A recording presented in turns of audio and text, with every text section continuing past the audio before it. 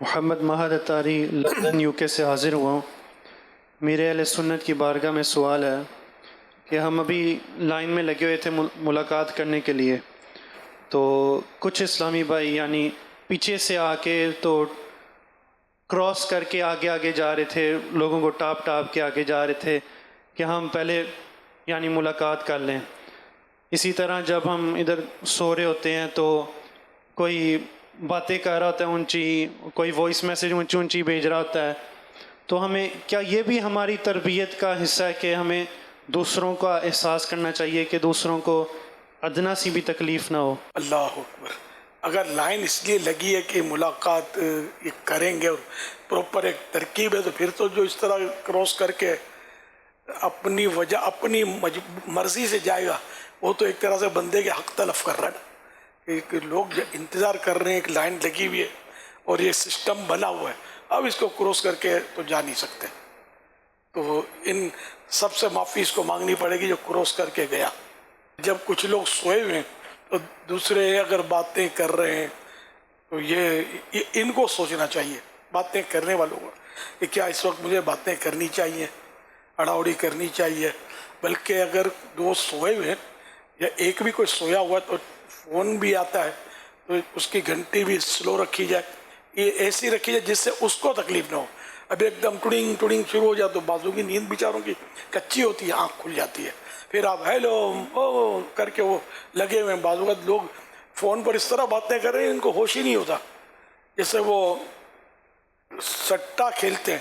وہ شور مچا رہے ہوتے ہیں،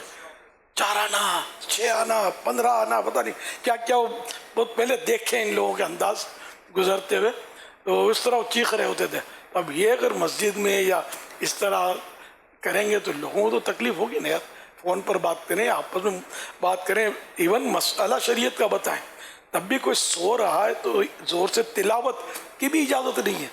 تلاوت کرنی ہے نا، آہستہ کریں، زور سے ہی کرنا تو واجب نہیں ہے کہ دوسروں کی نیند خراب ہو۔ بعضوں کو ایک تو ویسے ہی نئی جگہ پر نیند نہیں آتی،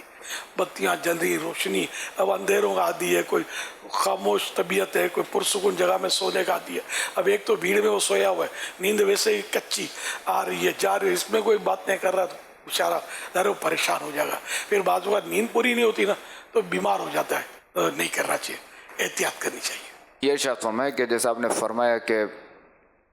مسئلہ بھی نہیں بتانا چاہیے، ابھی جو ہے وہ خصوصی مدعی مذاکرہ چل رہا ہے، اگر یہاں کوئی پیچھے سو رہے ہوں تو ہمارا تو ذرا ساؤنڈ سسٹم سارا لگا ہوا ہے، اس کا ہاں تو پہلی صف میں جماعت کا ٹائم ہو گیا، کوئی سوئے گا اس کو مسئلہ سمجھائیں گے ہم کہ یہ آپ کا ڈرائنگ روم نہیں ہے، آپ کا سلیپنگ روم نہیں ہے، بیڈ روم بھی نہیں ہے، تو جیسا موقع، ارے وہ تو ایسے موقع پر تو انڈرسٹوڈ ہے کہ مسجد کی جماعت تو ترک نہیں کیجیے کہ کوئی نہیں، چلو بھائی سب سوئے ہوئے، سب دوسری مسجد میں رخ کرو، تو موقع محل کے حساب سے۔ لیکن جنرلی پبلک جو ستا تو رہی ہوتی ہے عام طور پر سونے والوں کو، یعنی کہ لا شعوری میں جو مسئلہ پتہ نہیں ہوتا، احساس نہیں ہوتا، بالکل مطلب اتنا مائنڈ نہیں ہوتا ان کا، کر رہے ہوتے ہیں، بہت کچھ کر رہے ہوتے ہیں۔ احتکاب میں کم تجربے اپنے ہوئے، احتکاب میں اتنی مطلب بعض اوقات حساب کتاب کر رہے ہوتے ہیں کہ بس، تو سمجھاتے رہتے ہیں ہم لوگ موقع موقع سے۔ صلو علی الحبیب صلی اللہ علیہ محمد